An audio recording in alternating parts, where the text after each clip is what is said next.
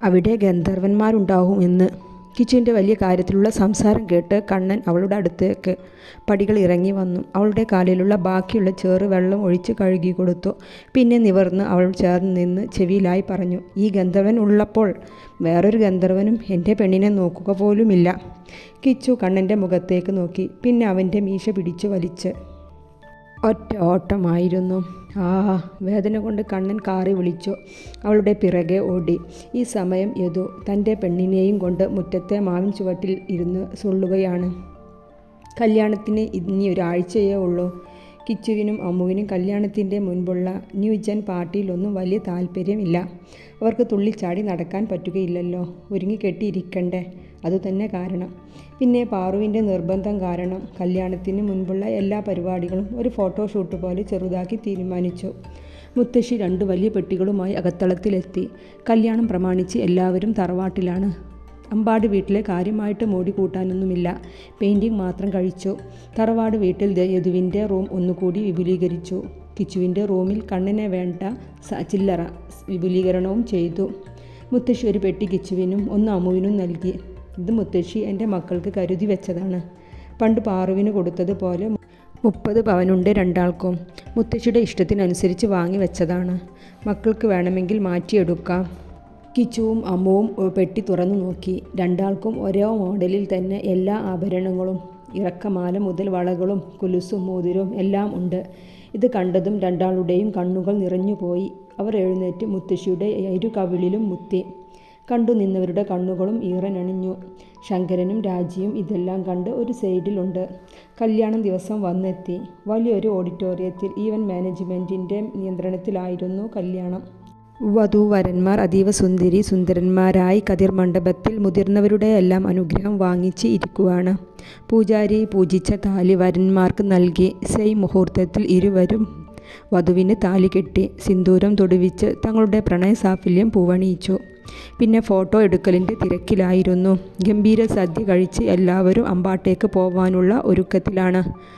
ലച്ചുവും പാറുവും മുന്നേ തന്നെ പോയി. അമ്പാട്ട് വീട്ടിലെ കിച്ചുവിനെ കയറ്റാനുള്ള ഒരുക്കത്തിലാണ്. അമ്മുവും യദുവും കണ്ണനും കിച്ചുവും ഒരു കാറിലായി കയറി അമ്പാട്ടേക്ക് യാത്ര തിരിച്ചു. കൂടെ കുടുംബങ്ങളും ഉണ്ട്. നിറദീപം കയ്യിലേന്തി കിച്ചു വലതുകാൽ വെച്ച് അമ്പാട്ട് വീട്ടിലേക്ക് കയറി. കൂടെ കണ്ണനും. അവിടെ മധുരം കൊടുക്കലും മറ്റു ചടങ്ങുകളും കഴിച്ച് കിച്ചുവിനെ ബ്യൂട്ടീഷ്യൻ ഡ്രസ്സ് മാറ്റിച്ചു കൊടുത്തു. തിരിച്ച് എല്ലാവരും തറവാട്ടിലേക്ക് പുറപ്പെട്ടു. മുത്തശ്ശിയും ജാനിയും കൂടി അമ്മുവിന് നിറദീപം നൽകി. കിച്ചുവും കൂടെയുണ്ട് തൻ്റെ ഏട്ടത്തിയെ സ്വീകരിക്കാൻ. അമ്മു നിറദീപം പിടിച്ച് വലതുകാൽ വെച്ച് തറവാട്ടിലേക്ക് കയറി. കൂടെ യദുവും. അവിടെയും മധുരം നൽകലും മറ്റു ചടങ്ങുകളും നടത്തി. കിച്ചുവും പാറുവും കൂടി അമ്മുവിനെ സാരി മാറ്റി ബ്യൂട്ടീഷ്യൻ വന്ന് അമ്മുവിനെ ഒരുക്കി. രാത്രി റിസപ്ഷൻ ഉണ്ടായിരുന്നു. കോളേജിൽ നിന്ന് ടീച്ചേഴ്സും അവരുടെ ഫ്രണ്ട്സും എല്ലാം ഉണ്ടായിരുന്നു. അമ്മുവും കിച്ചുവും ആകെ വർഷം കെട്ടിയിരുന്നു. പരിപാടിയെല്ലാം കഴിഞ്ഞ് അവർ തറവാട്ടിലേക്ക് തിരിച്ചു. കണ്ണൻ്റെ ഫസ്റ്റ് നൈറ്റ് അമ്പാട്ട് വേണമെന്ന് കണ്ണന് നിർബന്ധമായിരുന്നു. മുത്തശ്ശിയിൽ നിന്നും അതിന് സമ്മതം അവൻ വാങ്ങിയിരുന്നു. പാറു അമ്മുവിനെയും കിച്ചുവിനെയും സെറ്റുമുണ്ട് ഉടുപ്പിച്ച് മുടിയിൽ മുല്ലപ്പൂവും ചൂട്ടി മിതമായ ആഭരണവും ധരിപ്പിച്ചു. കിച്ചു അമ്മുവിനെ വിളിച്ചു. എന്താ കിച്ചു, നിനക്ക് പേടിയുണ്ടോ ഫസ്റ്റ് നൈറ്റ്? എനിക്കറിയില്ല കിച്ചു, എന്തൊക്കെയോ ഇങ്ങനെ നടക്കുന്നു. എൻ്റെ മനസ്സ് ശൂന്യമായ പോലെ അമ്മു കിച്ചുവിനോടായി പറഞ്ഞു. എടി അമ്മു, ഇവർ നമ്മരെ കിട്ടിയാൽ നമ്മളെ പീഡിപ്പിക്കുമോ? കിച്ചു വലിയ കാര്യത്തിൽ ചോദിച്ചു. അമ്മു പേടിയോടെ കിച്ചുവിനെ നോക്കി. അമ്മു, നീ പേടിക്കണ്ട, നമുക്ക് മുറിയിൽ കയറി വേഗം തലവഴി പുതപ്പിട്ട് ഉറങ്ങാം. നമ്മൾ ഉറങ്ങിയെന്ന് കരുതി അവരും ഉറങ്ങിക്കോളും.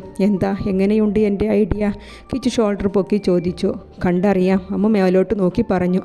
പാറുവും കിച്ചുവും കൂടി അമ്മുവിനെ പാലും കയ്യിൽ കൊടുത്ത് യദുവിൻ്റെ റൂമിലേക്ക് കയറ്റി. കിച്ചു പുറത്തു നിന്ന് വാതിൽ അടച്ചു. യദുവും കണ്ണനും ഓഡിറ്റോറിയത്തിൽ നിന്ന് എത്തിയിട്ടേ ഉള്ളൂ. യദു തറവാട്ടിലേക്കും കണ്ണൻ അമ്പാട്ടിലേക്കും പോയി.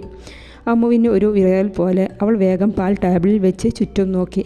കല്യാണം പ്രമാണിച്ച് യദുവിൻ്റെ റൂം ആധുനിക രീതിയിലേക്ക് മാറ്റിയിരുന്നു ഇൻറ്റീരിയർ ചെയ്തത്. യദു ബാത്റൂമിൽ തുറന്ന് പുറത്തേക്ക് ഇറങ്ങി.